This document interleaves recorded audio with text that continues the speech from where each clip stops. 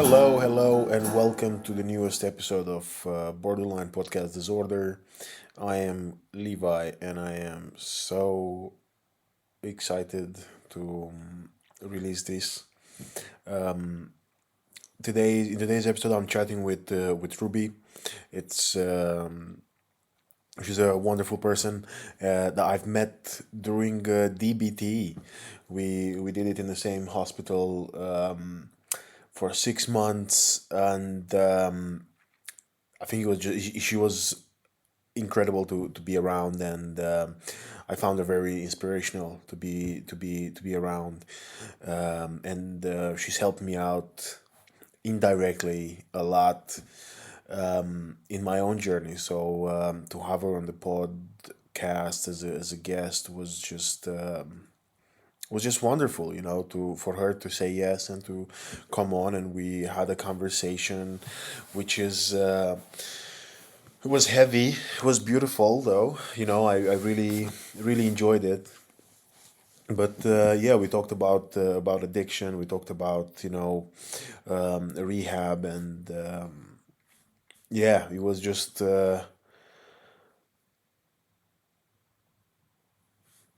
I want to say intense, but it wasn't really intense. It was just insightful.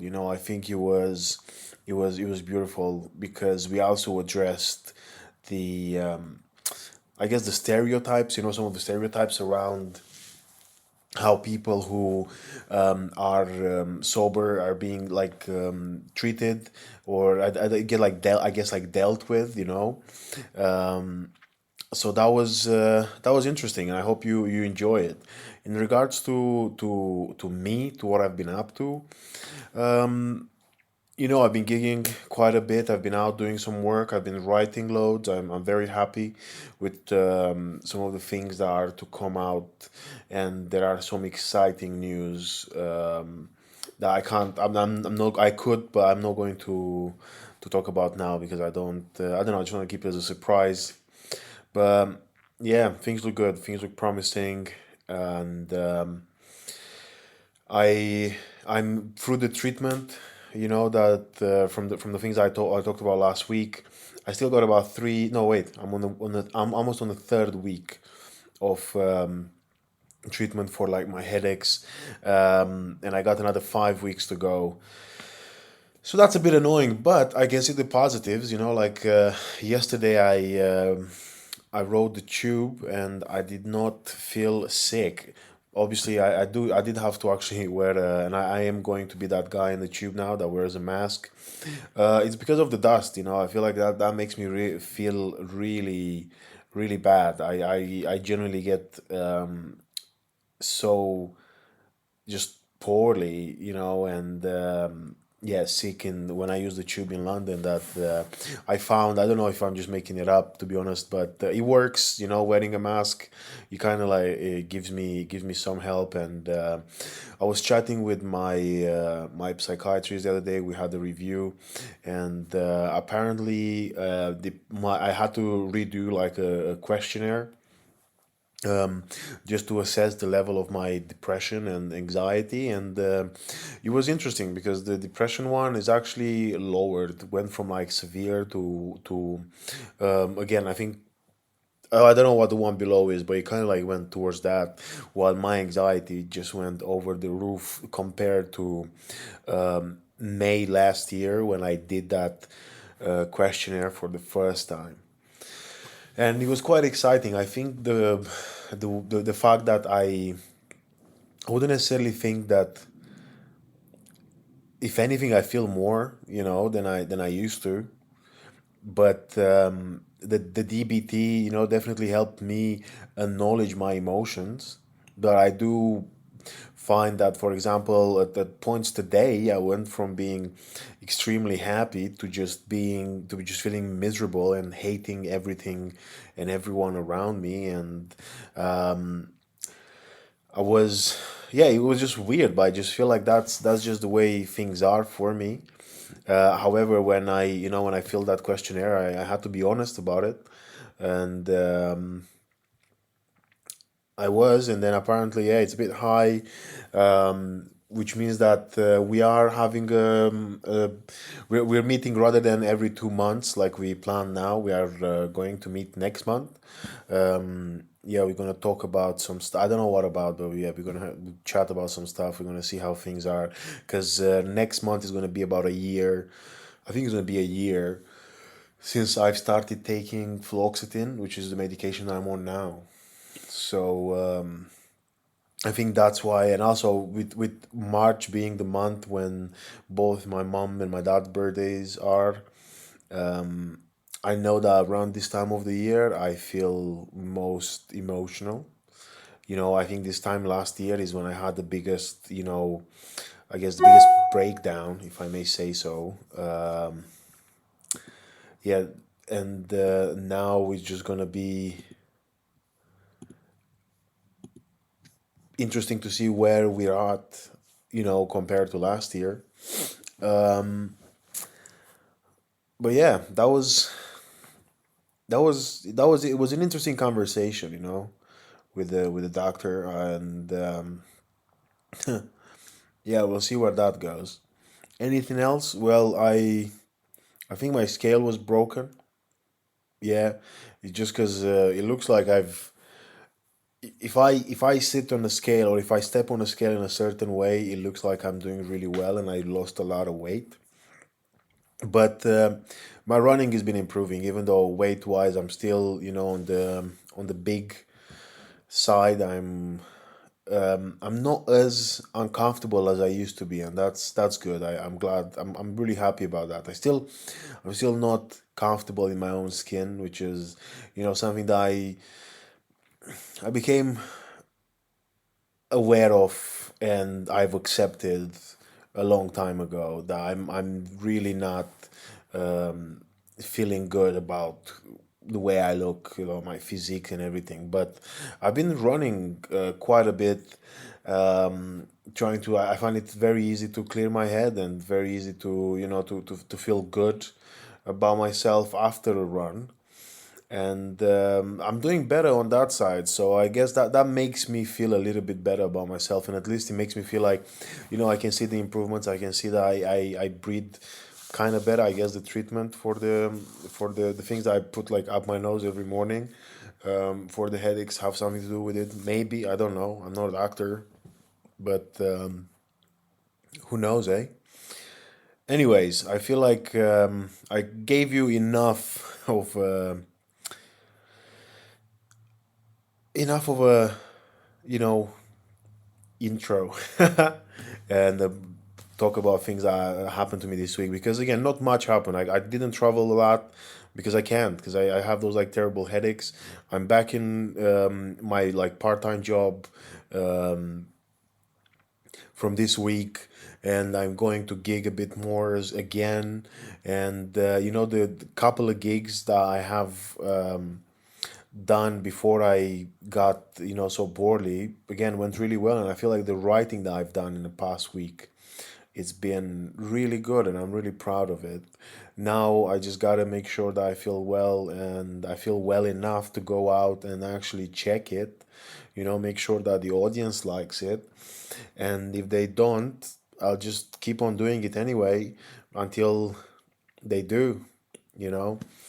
But hey, enjoy the episode with Ruby, and I think it's fair to say it's an emotional roller coaster. So we talk about you know addiction, and a lot of mental health stuff. So for anyone that would like to hear it, then here's your trigger warning. I'll put one in the bio for the episode as well.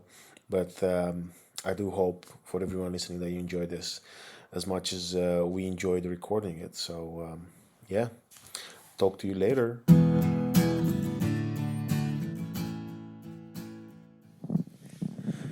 Hello, hello. Hello. How's it going? Good. Well, Ruby, thank you for coming to record this today. No worries. Nice. Oh, so yeah, how's your day? How's your commute? Go here, right? It was good. It was kind of weird. There was a guy screaming on the tube, and then he got off at Mile End. and he was yelling about how people should drink more, which is quite ironic, like seriously. And then there was this woman, and she was arguing with this other woman because she was trying to move her pram.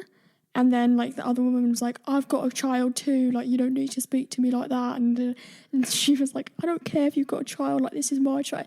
It was the weirdest thing. And then I came here. So it was... What? Yeah. I don't think... Yeah, you can't... Wait, where was that? Was it also... I mean, I feel like between Stratford and Leighton... No, I'll take it back. Between Bethnal Green and Leighton, it's a very... bizarre. That was exactly where it was. Yeah? Yeah. The first guy got on, like, around Bank, and then he got off at Mile End, and the other woman, I think, got on when he got off. So it was, like, back to back. It was weird, and everyone was just... That's the thing about London, is that no one, like, even registered it. They were just on their phones, just, like nothing was going on. I just find it hilarious where the last time I've seen something like this, there was this guy who was complaining about the TFL while on the tube. And I also found it ironic because I was like, well, you're technically supporting the TFL. Yeah. Unless you jump the barriers. But I think this is one of the beautiful and the ugly thing about living in a big city. Oh, yeah. Because I feel like people get accustomed with like weird stuff to the point where you just let it go. You just get used to it and you just tune it out. It's weird. But I think there are some things where you're like, this wouldn't be acceptable in any sort of way. But then it becomes acceptable because, again, nobody cares enough to actually like make a point out of it.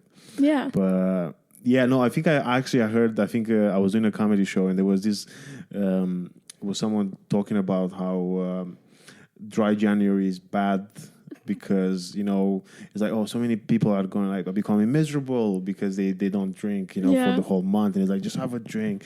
And I was like, well, okay, fair enough, but you do you. Yeah, and I think it was just funny. It was a really interesting concept where you're like, well, I don't think the answer to misery is misery, but I guess it could be, and again, I think, I've seen people who are, but then what do you do when you're like, I always think about the comedians even after the next day, when you're like all like feeling horrible. I'm like, well, you regret last night, kind of. Yeah. But no, well, it's good that you got here. That's the most important thing.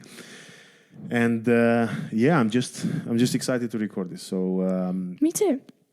Yeah, what have you been up to recently? How was your like holiday season? It was good. I finished rehab, which is good, and like I was talking about that a lot. Like that, I was really nervous about that.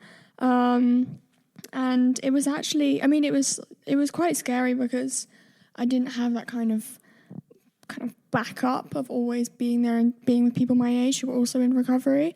But it was actually a lot more straightforward than I anticipated because I still see them all like nearly every day at meetings and stuff. So it's just like, oh, no way. Yeah, it's not really that different. And also when we hang out, we just hang out like in their flats at the rehab that I was at. So it's like I'm still there. What? I still have like one-to-one therapy there once a week. So it's really not that different. Oh, nice. Okay. That's good. I think actually, because, we met doing DBT together. Yeah. And I think that's actually was one of the things I kind of struggled with because now I'm going, I've got to refer to see a therapist because, like, after it was done, when you get that, it's been 2 months now. Yeah. I know, I think not yet, but almost 2 months. And you're like, when you don't have that structure in place where it's a bit like, oh, God, what's happening? But if anything, besides of that, everything else, it was kind of nice. You've done it. You're like, okay, cool. But then, I think the people that you hang out with, something because if it's the same people, then like you said, it doesn't really change. Yeah. I think when we finished DBT, it was quite anticlimactic as well because we didn't know which week we were going to finish. Yeah. And so we didn't have like any like celebration or anything because we did that dinner a couple months ago. I feel like that was more like celebrating all of us finishing at once, even though we were Yeah, continuing on. Yeah. Because when we finished DBT, we kind of were just like, okay, great, I'll see you sometime. Okay, bye. And like everyone else came back and continued the next week, and it was just me and you. So Was it? Oh yeah, it was. Yeah, Yeah. of course. Jeez. Yeah. I usually, this is one of the things I'm really finding very strange when I'm, because people like kind of like you dip in and out, not dip in and out, but like you start and not everyone starts the same. So sometimes I'm trying to remember people who were there before us, and Yeah. I was like, oh yeah, they actually left a while ago, and it's a very very strange. I guess it's like you said, like a ceremony, because you're like as if like Yeah. you're celebrating the end of, like you're celebrating graduation during someone else's middle of their the classes. Yeah. Yeah. Oh, but yeah. What's how did you find? I guess the DBT ending. How did you do? You use any of the skills that we've read, or like do you?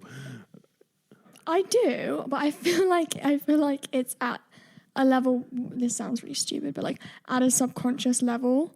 Like I just do it without really thinking. It's not like I'm like, now I'm gonna do this and I'm gonna use the dear man skill to get what I want and da-da-da. Like I just kind of, if I'm feeling stressed, I'm like, oh, I'll like splash my face with cold water, and then afterwards I'm like, huh, I know what that is, and like I didn't register that before. But it's stuff like that where it's kind of just after being told to do it every week for like 3 months, 4 months even. I think it was six? 20 weeks, 5 months. 5 months. Jesus Okay. Christ. Yeah. Fucking hell. It's kind of just stuck. And there's a lot of them that, like, to be honest, I kind of forgot about. But the ones that work best for me, I kind of just kept doing. I think I'm the same, subconsciously, because for example, like with the please, I use it better. Yeah. Just because like it's fresh, it's in my head a lot because I struggle with it. But then like say like dear man, like I think the describe the emotion, that's like a huge one for me. One mindfully, but just like you said, I think it is rather than I'm going to try and do this is more of a okay I wasn't feeling well. Or I felt a little bit. What's the word? Sad. Yeah, no, sad. But I was gonna say the one that we. Oh God, it's gonna come to me at some point. Oh, willful. No, not necessarily. Not the willful. The God, I feel like I'm getting like I'm being. Oh God, as in like I feel like the water is about to boil. Oh. I forgot the word. God. It's not even triggered. It's but that's the thing. I feel like I'm going Distress tolerance. Distress, yeah, like that's. Distressed. I feel like I'm getting into like a distressed tolerance phase. Yeah. And then I'll just do something, and then when I look back at it, I'm like, oh, actually, I used this skill or the other. So yeah, I'm pretty much like you. I think to an extent, I'm pretty much in the situation where I just want to. Not just want to, I just use whatever, but it's very subconsciously, and I don't think it's stupid. I just think it's very fair because, like you said, for 5 months, he was almost like every week looking at the list, no? And that fucking list. Yeah, oh choosing like what have you done, what have you haven't, and I think it was nice. Then I look back at it and it was interesting and it was beautiful, and I'm glad I've done it. But oh God, yeah, like when you think about it, 5. And how long was the rehab for? How long? Which one? Yeah, well, the actually was that the most recent one was also the most longest one, right? Yeah, it must have been. I was in Spain from February till July, and then I was at the secondary rehab from end of July. I think it was like the last day of July, 31st, to the end of December. So basically this whole year I've been in some form of rehab, and it's been weird. And one of my like, whatever the term is, like closing statements was no rehab 2024. And I was like, Nice. Well, again, excluding the meetings, right? Because Oh yeah, the meetings. Yeah. I think that's really cute. You know, I like the. I've never been. I'm actually getting close to. I think in 2 weeks I'm 1 year sober. Oh really? Yeah, Oh yeah. wow. I have my. I think it's 29th of January. I think Wow. my 1 year anniversary. Pretty happy. Yeah, that's Yeah, and amazing. I think a couple of weeks ago we were having a dinner party at I think it was actually between Christmas and New Year's. We were having a dinner party at some friend's house, and this like one of like Irene's my partner's friends had like a couple of like rums and whiskeys, and I was smelling them, because I'm still I worked in hospitality, so I'm Yeah, of curious course. about this stuff, but. A part of me was like, as much as curious as I am and as interested and intrigued, because I read like the whole label about the notes and everything. I don't care enough for tasting it, because I just feel like and it's beautiful. I Yeah. don't know. Do you get that to that point sometimes where you're like, you know what, Yeah. I can't be asked to kind of, you know, Just like put myself in that situation yeah, again. Yeah, I got that a bit over Christmas because obviously Christmas is very boozy, and my family didn't drink because they didn't want to upset me, and that was like their decision. I'm very grateful that they did that because it helped a lot. But at one point, I went to go get like a container from the cupboard, and I opened it, and it was just like gin, vodka, tequila, like all the spirits that my parents had, and I was like, oh my god. But I didn't have that like feeling of, because none of them were in the room, and like before I would have been like, oh, I could probably like just grab some of that and they wouldn't know, which is insane. But I didn't have that. I was just like, okay, where's the fucking container? Like I just moved on. yeah, And I didn't really register that I'd like had that change of mindset until afterwards. And I spoke about it with my sponsor, and I was like, it's just amazing, like to have that clarity that you're going to do the right thing, and not like, I don't know, like just you don't your head doesn't fuck with you anymore, and it's really amazing. yeah. I think it's empowering, because you're like, oh, I always reminds me of where the fuck it button. Yeah. And it's so nice now sometimes because I see it. So for anyone listening that doesn't know about what that means, is basically it's a I guess it's like an idea that in every single situation you do have a choice, and you kind of look at it as in, you have two buttons, and one is to do what's fair, or like do what benefits everyone, or the fuck it button. And you see the fuck it button, but you choose not to press that, and you choose to press the other one instead. So you again, even though you have the choice of basically, I guess, doing like something compulsive, I guess, you choose not to, and you do the other thing instead. And this only came to me during therapy, where I think Jason was mentioning it. Yeah. And I miss Jason. yeah, same. But now sometimes I love that, because even in the situation where I am distressed, or like I'm getting a bit like anxious, angry, whatever, and I see the button, and then I choose not to. But again, because I see it, and because I'm the one who makes the choice, It's just it just feels so clearer. beautiful. Yeah. Yeah, I definitely have that too. It's so nice, and I'm very happy that like, because sometimes during like therapy, I'm like, oh fuck's sake, I just want to go home. Like I have that, just like willfulness, as they call it. But I'm so happy that I heard things like that, because they're just, in the moment I didn't realize like how powerful they were until I needed them, and then when I'm in situations where I'm like, oh shit, I don't know what to do, and I can see it in a just sane way, I guess, it makes so much more sense to me, and it's easier. And yeah, I don't know where I was going with that. I'm very grateful that I did the DBT course, because I think I've learned more like life lessons through DBT than I have actual DBT. You know what I mean? Like hearing other people's experiences and shit like that, and like hearing the therapists talk about their lives. It's like I actually picked up on a lot of stuff, and it's interesting to hear as well that like the therapists sometimes struggle too, that was really eye-opening for me. I think actually to me it was a lot about, because I remember the first day when I got in there. It was just incredible to see. Again, not at the time. I think looking at it retrospectively, because I always thought when I felt that like I was at my lowest or like the worst, I always felt on my own. And then to actually be in a room with people who, in their own way, were very similar to me, it just was mind blowing. Where I was like, well, because I I remember sometimes I used to have this thing where, I don't know, someone would be, oh, what's going on? And I was like, I'm not going to bother telling you because you won't understand. And now actually being somewhere, I'm like, oh, I can't use that excuse because you kind of understand, or like, you understand more than say that someone who's not in the group, or like someone who I'm crossing paths with at work or whatever.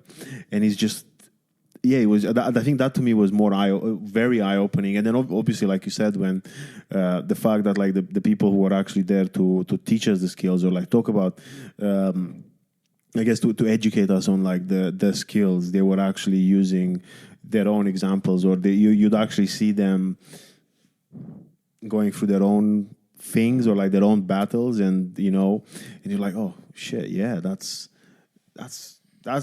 solid. I think I agree. I think just looking back, it was such a not beautiful, but it was a nice experience, and it was very helpful. Yeah, for sure. yeah.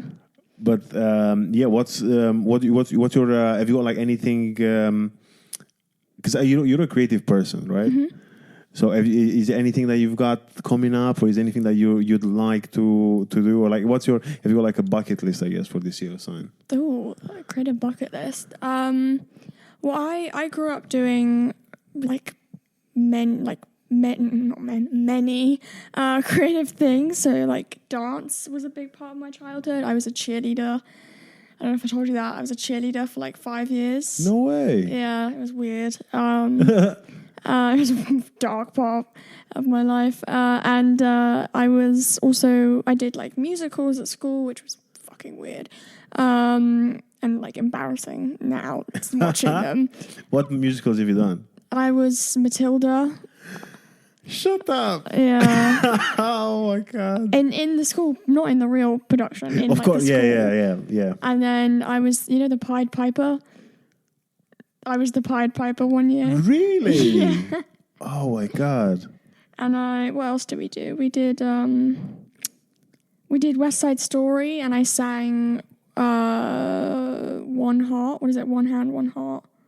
West Side Story? Yeah. How old were you? I was about 10. You did West Side? Yeah. What? I think they tried to like censor it quite a lot. Oh, right. Okay. But, that's what I was going to say. Because I mean, again, I don't know a lot about musicals, but I know West Side Story is fairly violent. Yeah. And so like, what do 10-year? Well, now that you mentioned, I think when I was a kid, I did this. Like again, we did like those like it wasn't even a musical; it was like a theater show. Yeah. About some of like the fights in Romanian history. Oh really? Yeah, and I was like, it was weird because we were like basically like 6 years old with wooden swords. Yeah, just like waving them around, and I played. I was in one of them. I was the king of the Ottoman Empire. Oh, wow. There are pictures of me with like a massive turban on my head, and I think I got like my neighbor's jewelry, and like those like massive like stones, and I just like have them on, and I remember I had to like clench my fists because the rings were so big that they would fall. Oh my god! So I just have to, because it was like as if like this. Yeah, and I just have to like hold my wrist. Clench my wrist just so that you can see the rings, but then like I don't let them fall. It was looking back, I didn't think about it much until now, actually. Yeah. But yeah. Anyway. Yeah, I did a show when I was like about 4, I think, and I played. There was this thing called Perform. This company called Perform, and they basically put on musicals with little kids. And I was the clown with a frown. That was my character's name. And what was the clown with the frown doing? It was a clown that made people laugh but was secretly miserable inside. and I think it was quite fitting. I said to my dad, I was like, I think I method acted that one a bit too long until like my teens. Oh God. And I did this song, and it was like I had to like find my smile, and I couldn't find my smile. It was weird. And if you watch the video, I'll send you the video at some point. All the kids, including me, are just so uninterested, and the teachers like trying to, come on guys, but like let 3, 2, 1, like get them, and everyone just looks sad, and it's so funny. Like it's just that makes it funnier. I don't think that was part of it, but it makes it so much funnier to watch it now. And yeah, it was weird. I did another one where I was like, I played a parrot, I think, or like Wait, a parrot? I played a parrot, yeah. Huh? Called Rita Conchita. Like, I'm serious. Like, these are actual characters. So this company performed. They would like create these musicals for kids, and then like the different classes would do them.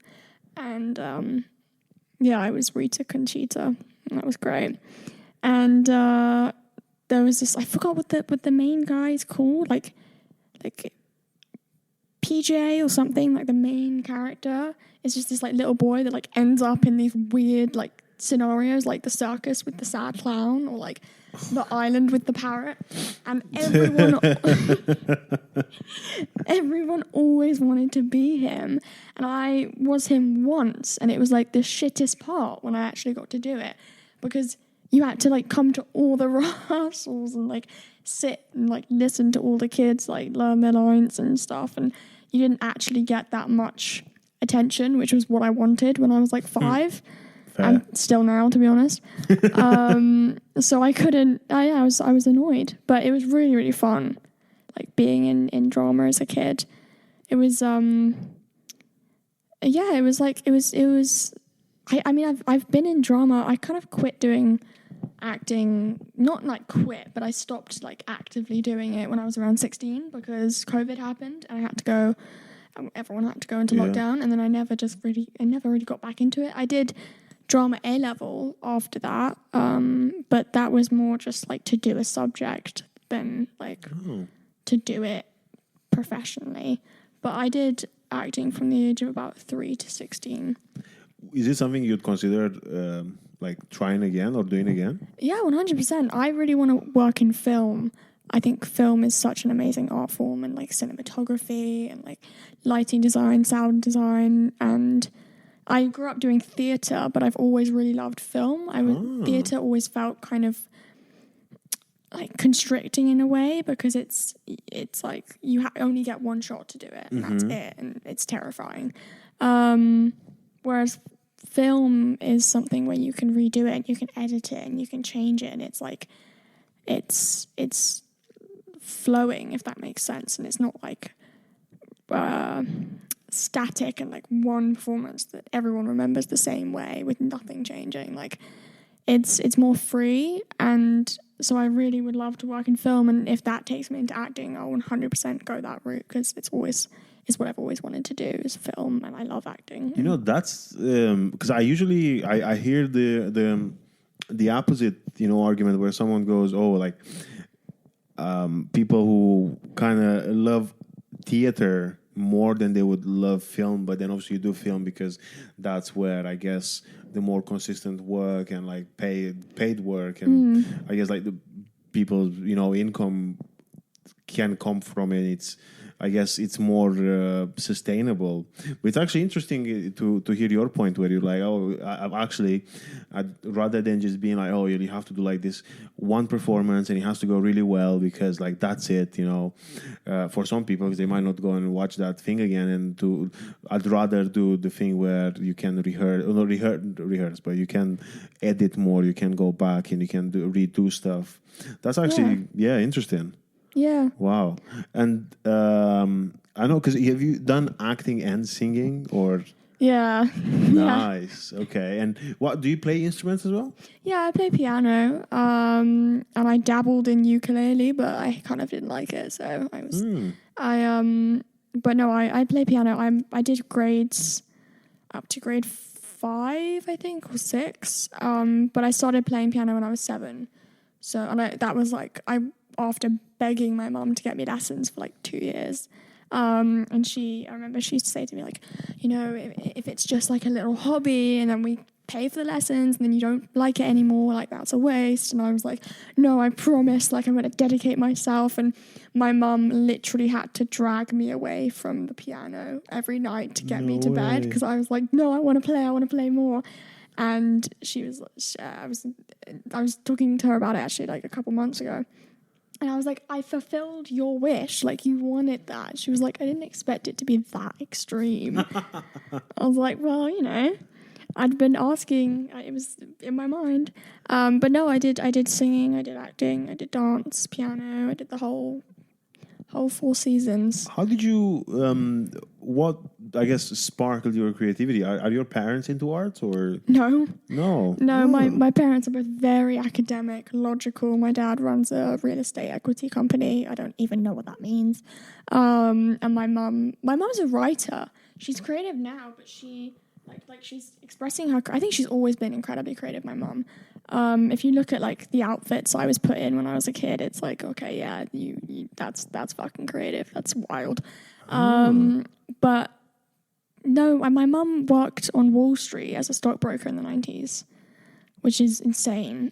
Wow, so your parents met in America? My parents met in Scotland, and my mum dated my dad's best friend for like 8 years and then left him for my dad. Fair. Which is interesting. And then they moved to America. They had my brother, and then they moved here, and they had me. So my mum worked on Wall Street, which is so cool. Like, she worked at Goldman Sachs on Wall Street in the 90s, which is insane. And she never talks about it. And I'm always trying to get information out of her. I'm like, Mum, tell me about your life, like, before you had me and Jake. Like, I want to know. And she's like, it was all right. I mean, you know, the one thing was that I did an economics degree thinking I'd need it, and I found out that I didn't need it to get into Wall Street. And I was like, okay, tell me like about the actual like things that happened. Like, I want to know. And we went to New York a few years ago when I was 15, and she took us past like what was her office at the time, and it was this like fucking skyscraper. It was so cool. It was like Wolf of Wall Street type vibes. No way. And I was just like, you never speak about this time. Like, it's so mysterious to me. But my parents, they're very, very academic. They both got like scholarships. My dad went to Oxford to study law. Like, you know, growing up, there was always a lot of like live up to what we did kind of thing. And I liked academics as well, but my passion was always like creating things. And it was hard because that they were supporting me no matter what I did, but it always felt a little bit like, oh, but like we want you to follow our path kind of thing. And my brother's very academic. He's creative as well. He's amazing at drawing. I think he should definitely do it more. But he like studied physics at university, and now he's like studying this big data project management thing. And I don't know what that is. But yeah, it's our family's always been very academic, and so for me, getting to do my drama and like music stuff on the side was always the most like special part of my life as a kid, because it was just like this little side hustle that I had, and it was great. And and it was really nice, and it's interesting looking back at it now, because I remember it so clearly, more than I remember like maths tests that I did at school. Do you know what I mean? Yeah. Like, I remember the times where I was creative. I remember like the school concerts I sang in, but I don't remember the academic stuff that I did, because it was always very boring. And nice. It's interesting to think about that now, but it's definitely something that I want to get back into soon. I think it's just hard to like start again, like a passion that you used to have. It's just something about like, all right, like here we go again. It's like you feel new, but then you know you're not new, and it's just like, it's strange. I I mean, I see it with. I mean, not to the same I guess level, but I think sometimes when I think especially because 2023. Yeah, because we're 24 now. So 2023 was like such a weird year for me because I kind of started. I mean, I did comedy, then I had to stop for a while because I was ill, and then you start again, and you stop, and you start, and you stop, and again, I've seen. I can't like relate to you, but I can relate to a very small extent. But I agree with you. I gotta kind of like like dip my toes in again, and but I already like I'm a swimmer, like I've done it, and then it's hard. I think it's such an it's hard when you have to do it again because again I've done it. You always think it's more like I don't know, like when like flying miles, where you already have it, like you should keep count, but you kind of like doesn't because you still have to. It's ever changing, no? So that's going to be interesting to see. I guess what's happening and how that gets going. But that's amazing, because I think similar, from my family. They were both accountants. They were both like with an accountant degree. My mom was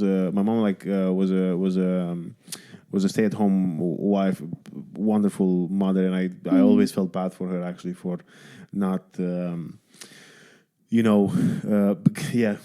kind of like felt for her for putting her things on hold. Yeah. I don't know. I don't think I was actually I loved history. History was a thing that I loved as a degree, but now.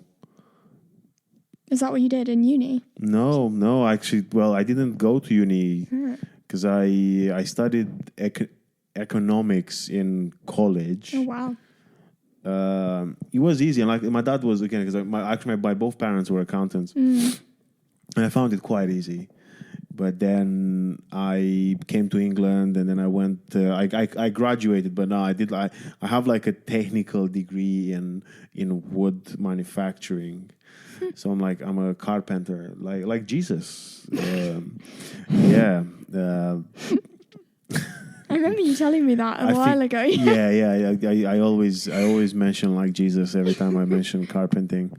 Just because I think he changed the world. I might change the world. Yeah. As well. One nail at a time. Oh God. Well, it's a good thing that this is a comedy podcast. Yeah. Ultimately, but oh God, Please don't sue me. It was a joke. Well, no, it's fine. Don't worry. I don't think we reached around 20 countries. Wow. Yeah, that's amazing. which is nice. But like listeners, we're on a high. We're getting there. So I hope from the listeners that we've made, no one's going to sue us for that. But it's all good. Again, it's a comedy podcast. I want to ask, and I want to talk about this because we were chatting as we've seen the concept. Because again, I'm closer to my 1 year sober. And we were. I was thinking about this before, where what's it like for you with them? Because I find it fascinating when say we're going to like a social event and you'd have people. I think as soon as you mention, or at least like in my situation, where every time I mention that, I'm sober, everyone's like, oh, and it's very much a case of. Like alcohol gets illegal. It's like banished now from my. What was that like for you? Like you get what I'm saying? Like what's it like to see like on someone's face the change? Was like, no, stop talking about alcohol. We're in Prohibition America now. Yeah, it's really bizarre. It's something that like I didn't like. I knew was going to be a thing. I like when I first got sober, I didn't think that everyone would like react perfectly. I knew that people were going to be awkward about it, but it's interesting, especially because like we're both young and like being around young people, and like everyone our age is like drinking so much. And when I go places and people are drinking, the immediate kind of reaction is like it's either like completely fine. It's like okay, great, and then they move on. But that's like once in a blue moon, and then it's like, or it's like oh, okay. Oh, you're so. Oh, well, what? Amazing. Well done. Well done. How long? And oh, great. Okay, yeah. Well, it's sorry. I didn't mean to say it. And it's just like they go on this like monologue, and it's like, it's kind of like the same thing as like saying that like. It's just like giving bad news, and everyone's like, "Oh, I'm really sorry." Like, it's a choice I made, and like and I think it's really funny as well. But like, I've encountered this a little bit with friends, and like with all of these people, they mean so well, and it's like at the end of the day, that's how I take it. I take it as, oh, they're trying really hard to be nice, and like that's lovely, and they're trying to be supportive. But I've found this with people as well. They kind of act like me saying that I'm sober is like saying that I'm unexperienced in like drinking and like drugs and stuff. And I'm like, it's kind of the opposite. Like people's reactions are like, oh, I'm just gonna like have a glass of red. Oh, do you know a lot about? Well, you probably don't know like a lot about wine. And I like this is literally a conversation I've had with someone, and I was just like, I worked in a bar for like nearly a year. They were like, "You worked in a bar?" And I was like, "Yeah." They were like, "Was that difficult for you?" And I was like, "No, I drank behind the bar. Like this is when I was drinking." And it's like, it's annoying because it's like I want to say like, the fact that I'm sober is just like kind of a statement saying I'm more fucking experienced than you because I have to be sober, otherwise I'm gonna die. Like I guess that's the thing. I retired. Yeah, I retired. I fucking retired. I'm not like fresh out on the job market. It's wild because actually I do remember you from our previous conversation about you working in a bar. I worked in a restaurant as well, and it's like such a huge drinking culture. I think that to me was when I had like it was coincidentally with some bad things that happened in my life. I think the loss of my father was a huge one, and I remember I used to like basically like put myself to sleep with alcohol just because I couldn't. I chose not to sleep otherwise, and it was very weird. Not very weird, but it was again. It's weird is that at the time it didn't feel weird because you're like everyone's doing it, and I feel like even look in comedy as well. And I think. In a creative, in any sort of creative world, is like drinking. It's like a standard. Yeah. It's and the norm. and then when you're not doing it, and I think when I'm like, oh no, I'm sober, and I think sometimes you get why yeah, like why? And I'm like, I mean again, look, I agree. I feel like people mean it well in most of the situations, and it's beautiful, but it's funny as well to me because I'm like, what do you expect me to like? I feel like, do you want me to tell you? Do you want me to go into story? it? Yeah, like are you ready? When I was born. Yeah, I just find it bizarre, and I find it again hilarious, and I think all these situations when I go there to restaurants as well, and actually it happened to me recently where I was at someone's birthday. Yeah, we were at the birthday party in a restaurant, and I was sitting next to like those two people I've just met on the night, and we were just like introducing. I was introducing myself to them, and we had a chat. And then the waitress actually came over to ask us for a drinks order, and I was like, oh, I'm just gonna have I think a ginger beer or something. Yeah. And then I see the guy next to me just kind of like looking at the beer, and he like looks at me, and I was like, it's okay. I generally had to go like, you can have a drink. I won't die. Yeah, and I was like, it's not like a peanut allergy, in an airplane. Oh my god, that's a really funny way of thinking about it, actually. Yeah, it's if like, oh. Where's my EpiPen? Yeah,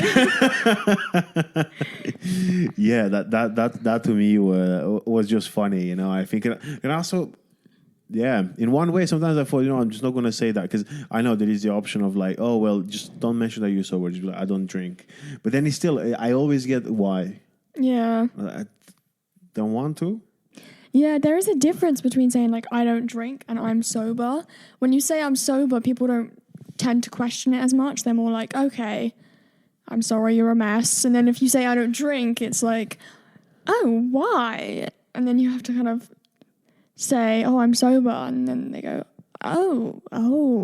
And then they kind of have that like the whole mystery. Shit. And it's just like, yeah, it's quite, I've tried to like see it as a form of entertainment now when I go out, is like, who can I scare the most? Like, like. I think it's one, you should, and I do it, Yeah, because you kind of have to take the piss out of it before you you have like, to cry. Yeah, I think it's not to do with alcohol, because I think I was drinking at the time, but I remember a couple of years ago, I was back in Romania, and I went to, like, during Christmas we go and like caroling to like people's houses and stuff. So we went on rotation, and then we go to the last people's like house because they were like a young couple and very good friends of one of my cousins, and now we're at the table, we're just having like drinks and food, and it was like 3 a.m. or something. It was wild. But that's the first time during the evening when I take, like, I'll take, because I had a t-shirt and I had like an overshirt on, and I take my overshirt off, and then basically like my tattoos are like exposed. Yeah. And next to my family, I usually cover myself just because I don't want to get into like any sort of like arguments or questions and stuff. But now it was just like along these like very like young, similar age people. And then one of them was trying to be a clever guy, but he goes like, because in Romania we have this meme about when you get a tattoo, you have to get it in a place where, like, when after your parents see it, then you have to like cover the scar marks that they're gonna leave on you because you got the tattoo. Oh my God. Like, yeah, as if like they're gonna beat you up. And then this guy looks at me and he goes like, oh, how, like, what did your parents do when they saw the tattoos? And I was like, well, actually nothing, because they're both dead. And this is someone who's never met me. And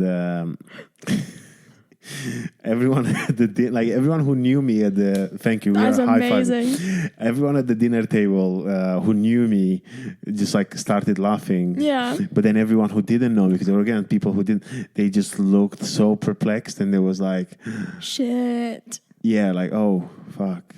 And my cousin has to go like, it's fine, don't worry. And the guy was, I'm so, yeah. He went into like a stutter straight away, which was hilarious. And I love this kind of shit. I love it when, and I feel like that's very similar to, again, that's an extreme case, but I was dying to tell someone. Yeah, I was dying to tell this story, but.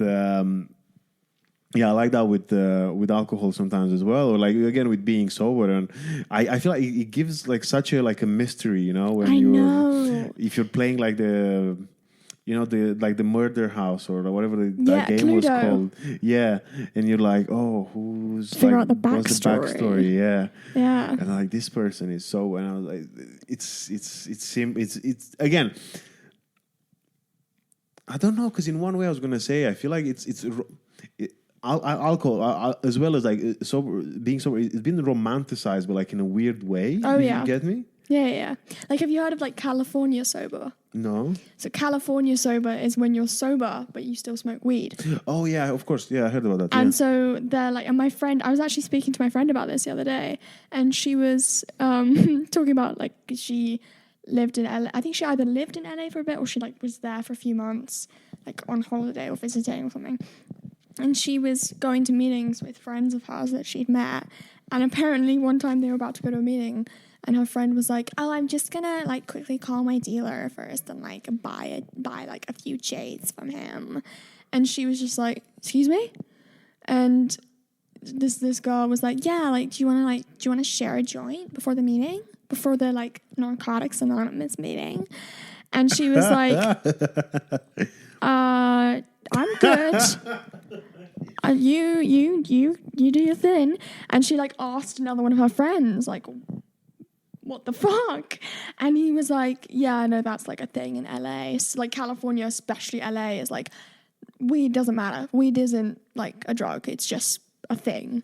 Fair. And it was so weird. And there's like I saw this meme because I follow these like sobriety, like taking the piss out of sobriety accounts. They're so funny. And one of them was like different kinds of sober. So there was like British sober, like don't drink, but like pints are fine. Like it was so funny. And like, oh my god, it was just ridiculous. There's like a spiritual sober, and it's like, I don't do any drugs, but I drop acid every week. So, but it's like for me to find God, so it works. And there was actually like so Bill Wilson, the guy that created AA, you end up learning a lot about him when you're in rehab. It's weird. Really? Yeah, you learn about his whole life. It's because he kind of like. So the Alcoholics Anonymous book, the big book as they call it, the first couple chapters and kind of throughout the story in general are about him mainly. They're about lots of different things. They're about like loads of people's experiences, doctor's notes, and like all this stuff. But they speak about his experience because he and a friend of his started Alcoholics Anonymous with the help of like some other people as well. They speak about their experiences in order to like help other people, and that's the basis on how it started, and meetings and sharing their experiences. It's all about helping newcomers who are like fresh into sobriety and saying like, look, we did this was our life, now look at it, we can do it, you can do it too, kind of thing. And it just grew from there. But you learn about his life, and I think it was around 20 years sober, he microdosed acid, like, for the hell of it, essentially. And, like, I don't actually know what his, like, findings were from that, but it's caused huge controversy because everyone was like, well, you're not sober anymore, Bill, you know? And he was like, no, it's fine. And there's, like, memes about it. And like loads of jokes about it, and he's just like, it doesn't count if you're just doing it for like fun. You're not doing it to like fix your problems. And it's so funny. And they just it's fun. There's another one where he talks about like infidelity during like blackouts and stuff, and how he almost cheated on his wife while he was drinking and stuff. And he basically says like, thanks to like, so I can't remember what the actual quote is, but he's like, thanks to like some helpful factors from alcohol, I never truly was like cheating on my wife. And there's a meme, and it's just like different, like depression, everyone hates you, anxiety, you're a failure, Bill Wilson, it ain't infidelity if your dick ain't hard. And it's so funny. And it's just like, it's ridiculous. And I love the fact that people take the piss out of it, because it's so like, it's just so like, it's just so, I don't even know what the word is. It's not boring, but it's just kind of dull and like it's depressing. Also, how long ago was this? Like when this Bill, like when was he around? So Alcoholics Anonymous came out in the 30s. Oh wow. So nearly 100 years ago. Yeah. But yeah, it's it's funny that like just people it makes me want to stay sober in a weird way, because it's like, oh, this isn't all serious. Like I can have fun. Yeah. And like have a laugh, and I'm not gonna like get screamed at by like someone being like, hey, well, I mean, some people do that. They're like, it's not funny, you shouldn't make jokes about it, people die. And it's like, yeah, but also like we're all still alive, and like it's a way of being kind of grateful that we're here, is like have a laugh, relax, you know. Bless you. Thank you. You're welcome. But yeah, I can't remember why I started speaking about that. No, we were talking about the whole concept of, you know, like how people like go with, if you're sober, is like a thread carefully sort of thing. And you were saying that, which I actually didn't know about it, which I actually find it funny in a way that, you know, it's because if it's Alcoholic Anonymous, then you'd expect the person who invented it to be anonymous. Yeah, I think because it was such a big thing, he got credit for it because it was. I mean, it was like, I don't think he started it for it to become this huge like global sensation, but because it was kind of like, okay, yeah, we need to run some credit to the guy that started this. But it's interesting because there are like principles of AA and stuff and traditions, and a lot of them are like, well, they're the same for like all of the fellowships essentially, like Narcotics Anonymous, Cocaine Anonymous, all these different thingies. So are those like derived from what traditionally was the AA? Yeah. So I think it was in the 80s that Narcotics Anonymous became a thing, or maybe the 70s, where AA was spreading and it was helping lots of people, and they decided to kind of branch off of that and make a Narcotics Anonymous. But they're all the same text, essentially. They edit it a bit, but they're all the same text. They're all the same principle, which is sharing your experience to help others. Yeah.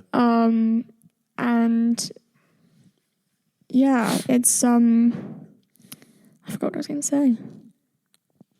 Yeah, it's interesting because I didn't expect to learn so much about all of this stuff when I got sober. But like you do in the meetings and stuff, and like it's very interesting because I didn't know that there was so much backstory behind it, and it's nice to know that like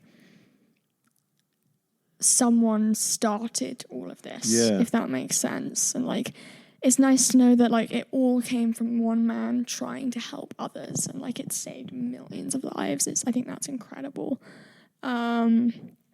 And yeah, I'm literally just talking about how much I love AA. Yeah. Nice. Entertainment, yeah. Well, I think it's the same with like BPD, right? Because you have like the Marsha's book, and it's from someone who's had to kind of like go through the struggles of living with BPD. That then were like, oh, actually, you know what? Let's. Like what can I do? Like, how do I make an impact? I'm just curious because I'm actually like genuinely curious. What's the when you're like in or when you are in rehab or when you're doing like an AA? What's the thing about like because talking about like California sober and stuff like this? What's the because I am a part of me usually it's scared of the relapse.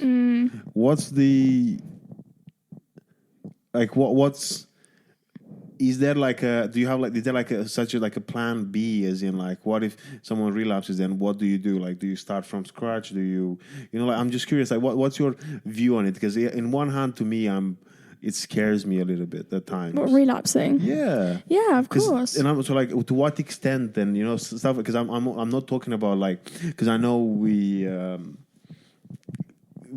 talked about like people who are like very like again like I guess like let's say bad but like difficult relapse like really heavy but then I'm thinking like the thing was like the California sober. I'm like I have actually a friend which now you remind me of who's the same like they've been sober from alcohol for like years but they'd smoke and I'm like it's in one of the day they're happy and it's at least it feels like it's for the greater. I guess, to one extent, it's for the greater good. Because they are feeling better than they felt when they were drinking loads.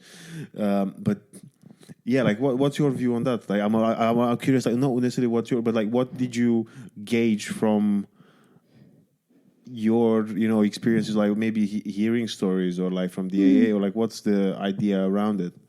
Yeah, I mean, with relapse, the big saying is keep coming back.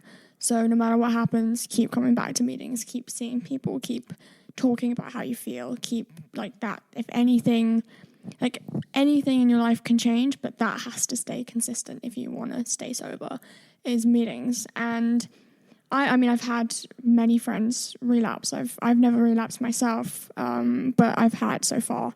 But I have had many friends struggle with relapse, and it's a horrible thing. It's so difficult, and I've had people that I know die from relapsing and stuff like that. It's terrifying, and I think a lot of the time people who relapse or like almost relapse, and you ask them what went wrong, they say I got too far from recovery. I stopped seeing people in recovery. I stopped going to meetings. I stopped, talking to my sponsor. All of this stuff, I kind of just disconnected from that part. And I think a lot of relapses happen because people feel normal again. They're like, oh, I can do this. It's fine. Like, I'll be fine if I have one drink. And that's another saying is like, it's the first drink that does the damage. Because once you take the first drink, then you're like, oh, fuck it, and just continue. And so it's like, stay away from the first drink, because that's like the gateway into like going insane, essentially. And so with relapsing, I think a lot of the time it's not a case of like, oh, my life is shit, I'm gonna drink myself to death again, and da-da-da. It's more just like, maybe I can do this, maybe I'll be fine. And then within a few days, they're like downing vodka in their bathroom. Like, it's like, oh, that's not really normal. I don't think you can do this. And then it's the kind of thing where it's like, okay, well, now you have to start over. You have to go back to the beginning, and 1 day sober, 2 days, like all of this stuff. And it's really difficult. And I massively commend people who do it, because it takes a lot of strength. But it's something that's why they have these sayings in place of like, stay away from the first drink, keep coming back, all of these things. That's like a lot of, like, I think that's, keep coming back is something that they say, I think at the end of nearly every meeting I go to, they say, keep coming back, for the new people who are a lot of, I once heard a friend of mine say, and he's like been sober for a long time, he said, if you're in a meeting and you're sitting here and you're thinking, I don't need to be here, I'm not an addict, I'm not an alcoholic, you need to be here. Because that's what the disease of addiction does to you, is it makes you doubt yourself and, oh, maybe I will be okay, and that's why, when we were speaking earlier about how at the time it didn't feel strange that like you and I were drinking so much, and like, it's because when you're in active addiction, when you're using, your mind doesn't want to stop and your body's addicted, so it doesn't want you to stop, so it convinces you that it's okay. And it's crazy. I mean, it's literally mental. Like, when my parents sat me down and were like, you need to go to rehab, I was just like, no, I'm fine. And they were like, Ruby, you need to go or we're going to kick you out of the house. Like, you're dying. And I was like, I'm absolutely fine. I was not fine. I was a mess. I was literally a fucking mess. I like didn't speak to anyone in my family. I was just like a little gremlin in my room, like downing Budweiser. It was just disgusting. And I needed to go to rehab.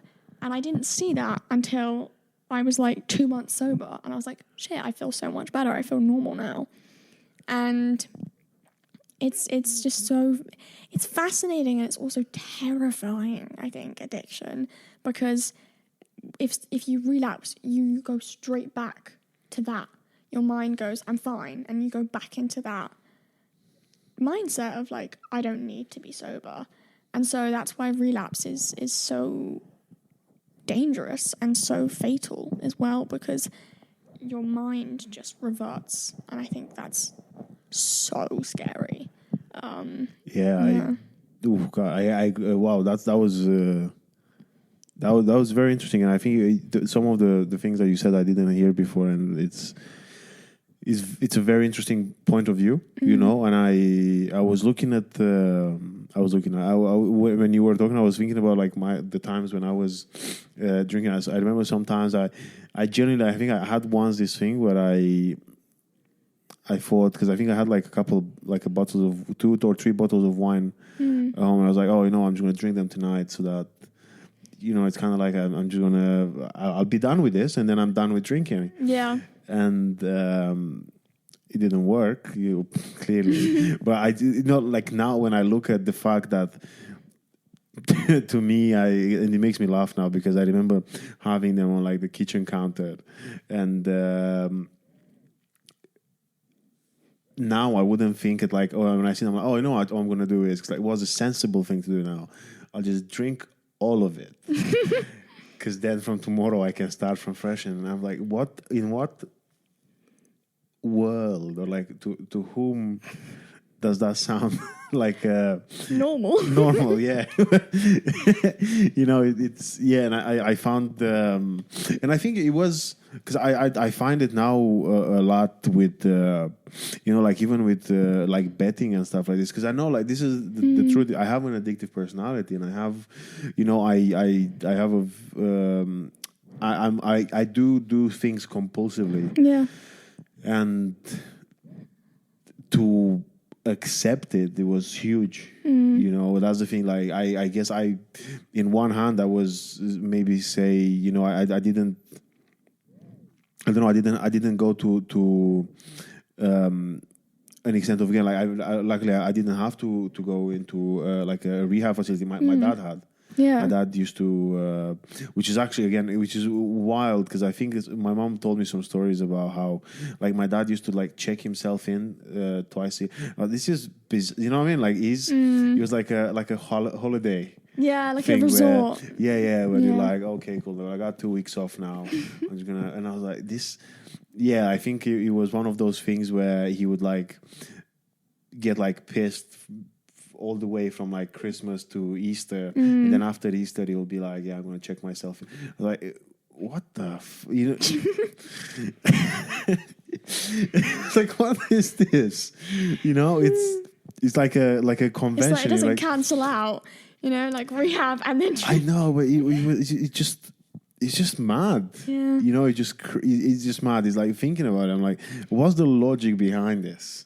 And again, like, yeah, to just have the realization and be like, because I think, I don't know, at least in my case, and I think that I feel my scare of relapse as well is because I had this period where I was like, oh, I'm just gonna have like 1 or 2 drinks like here and there, and then especially because if when you go to like a GP. Yeah.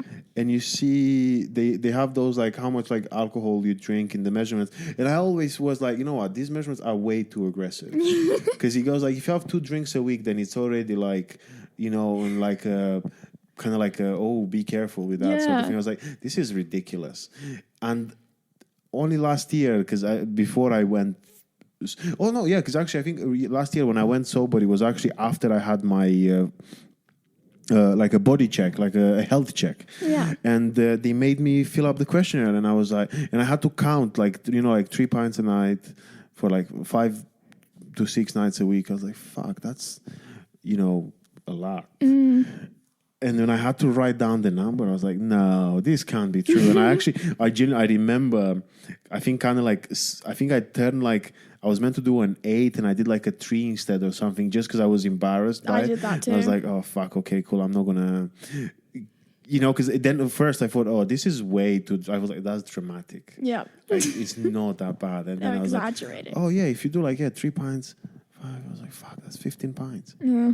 And I was like, yeah, okay, fine. And it's just weird, right? And again, at the time, I was like, yeah, I think same as I think I do that with food sometimes, where I'm like, if I don't count it, it's not that bad. It never happened. Yeah. Yeah. I'm gonna have 2 bags of crisps, but if I don't write them on my like meal tracking app, then it's as if I never had it. Yeah. Yeah, it was funny, that reminded me of like before I went to the secondary rehab place, I did this, it was before I went to the first rehab. I had this, I did this like test with a therapist on like, do I drink too much? And I lied my way through it. I was like, I don't drink, I drink this much, like, every day, like, not like just 1 a day, like, it's fine. And in reality, it was like, I don't know, like 10 times that or something.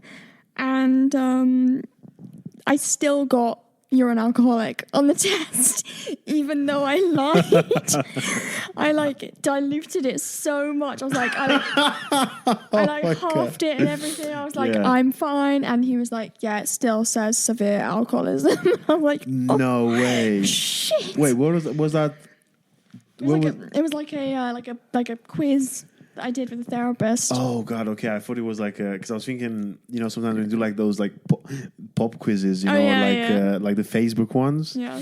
I BuzzFeed. was like, yeah, I'm already. Yeah, you're like half it, and he's like, yeah, it's still. Fill out this. Pick which bread you are, and we'll tell you if you're an addict. Rye bread. You've been taking Xans. Yeah. Wow. No, that. God, it was. It is scary, and it's a bit. Yeah. Again, it's difficult, but if I can say, as we, approach the end of, I think the biggest intake I'd like to think of this episode, and that's what I leave it to you as well for your intake, is to, for people who listen and they know someone who's either like, again, it's sober, or you just don't be weird around those people. It's not, it's not and also, don't feel bad for drinking yourself. That's a big one as well, right? Because people are, oh my God, I've not stopped drinking hoping that you will stop drinking. Yeah. That's true. That's a big take as well. And yeah, for anyone listening, just be chill. Right? Just be cool. Yeah.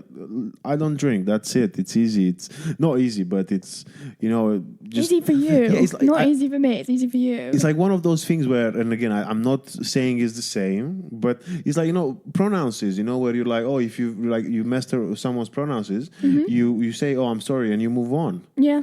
Because that's where, like, you're going to, oh, how come is they, them, or like, oh, her, yeah, I'm sorry, what was the story? You'd never ask that to anyone else, right? Yeah, what's the story? When did this happen? Yeah, well, how was it? Do you think it was something in your childhood that caused this? Yeah, that's the thing, it's not, and if anything, I feel like because I remember when I was like younger and I was like dabbling with like, oh, am I going to stop drinking? Am I going to like say that I'm sober? And I was like, no, I don't want to say that because that's like heavy. Yeah. But now I realized, no, it's nice. Again, it's like you said, I think, and also the acknowledgement, because I look, for example, sometimes when people ask me, I'm like, look, I have an addictive personality. Yeah. And that's the reason why. And if anything, I don't feel like it weakens me. If anything, it's empowering me because I know that I've acknowledged the fact that, I am who I am and I know what my weaknesses are, I guess. Yeah. And the fact that I've acknowledged my weaknesses is actually empowering. So stop being weird. That's my take. But yeah. I would have to agree. Don't be weird. No, yeah, it's been really cool to be a part of this. It's interesting to know that, like, I hope this will be helpful for people because I think the way that you and I both speak about things is quite brutally honest. Yeah.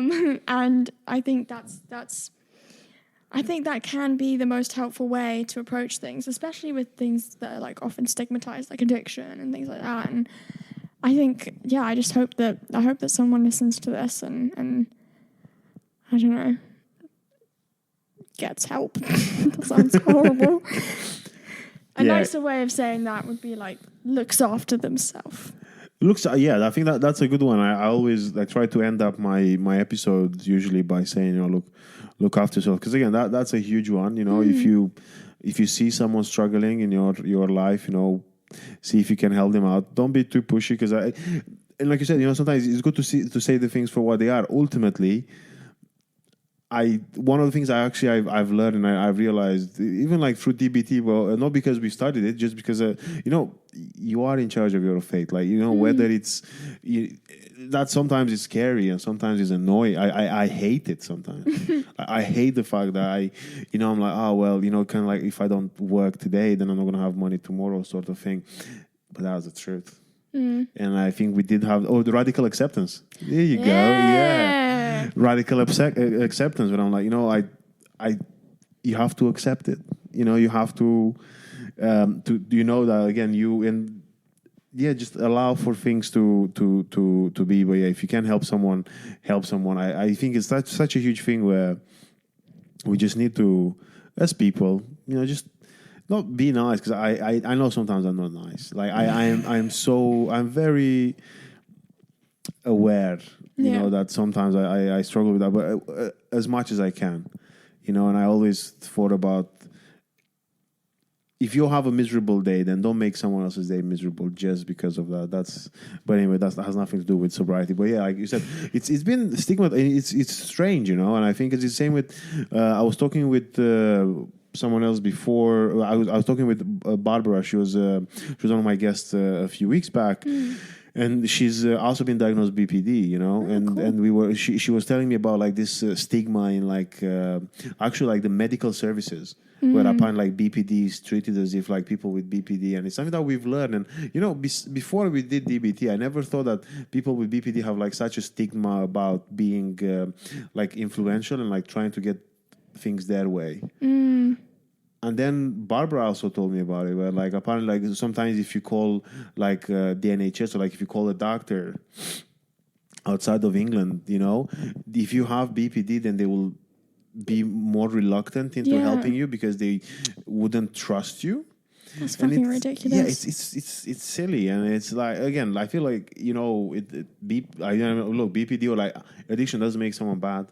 Yeah. If anything, I think it's very empowering. Yeah. Because you're like, no, I have and I look sometimes at friends where I'm like, you and it sounds that judgmental, but I'm like, you have a problem, and I wish you could see it how I see it, and then you will and then the fact that you acknowledge that as well. I was telling you before when we were in DBT, I think you are very like